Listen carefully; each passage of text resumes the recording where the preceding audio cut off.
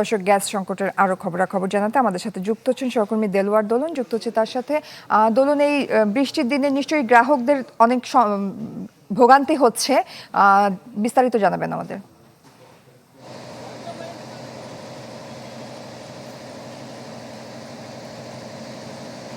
আপনি জানেন যে সন্ধ্যা ৬টা থেকে রাত ৯টা পর্যন্ত গ্যাস সরবরাহ স্বাভাবিক দিনের মতোই বন্ধ থাকে।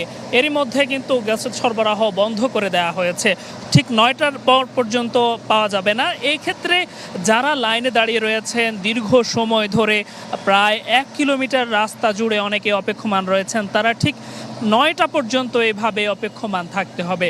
এক্ষেত্রে যে ভোগান্তি, তারা বলছিলেন যে দিনের একটি বড় অংশ কিংবা সারাটা দিনই এই জায়গাটিতে চলে যাচ্ছে। আমি এখন রয়েছে দারুসালাম এলাকার একটি ফিলিং স্টেশনে। এখানে আমরা এসে দেখেছি যে আসলে ভিআইপি বিড়ম্বনা এখানে অনেক বেশি তীব্র ছিল, কিন্তু গণমাধ্যমের উপস্থিতিতে সেটি অনেকখানি কমেছে। নগদ নিয়ে এলো হার না মানা হার অফার।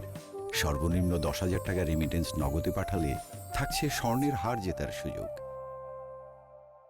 ফিলিং স্টেশনের সাথে যারা সম্পৃক্ত রয়েছেন তাদেরকে কেউ 50, 100 কিংবা 200 টাকা দিয়ে তারা লাইনে না দাঁড়িয়ে নিচ্ছিলেন, আমরা অনেক ক্ষেত্রে দেখেছি, যেটি অভিযোগ করেছিলেন সিএনজি কিংবা প্রাইভেট কার চালকরা। তবে এখন আপনারা যেমনটা দেখতে পাচ্ছেন যে ফিলিং স্টেশনের সরবরাহ বন্ধ রয়েছে। একই সঙ্গে আপনি জানেন সকল ফিলিং স্টেশনে কিন্তু সন্ধ্যা 6টা থেকে রাত 9টা পর্যন্ত গ্যাস সরবরাহ বন্ধ থাকে।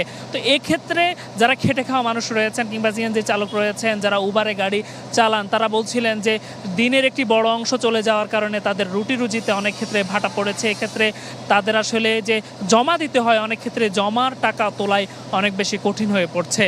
অর্থাৎ এইভাবে যদি চলমান থাকে তাহলে তাদের দৈনন্দিন জীবনের খরচ কিংবা বাসা ভাড়া, সন্তানদের স্কুলে যাওয়া কিংবা তাদের যে দৈনন্দিন যে খরচ সেটি মেটাতে তারা পারবেন না।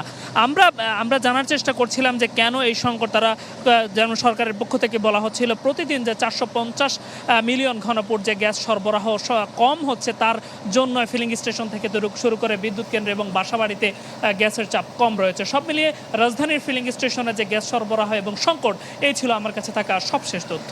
ধন্যবাদ আপনাকে।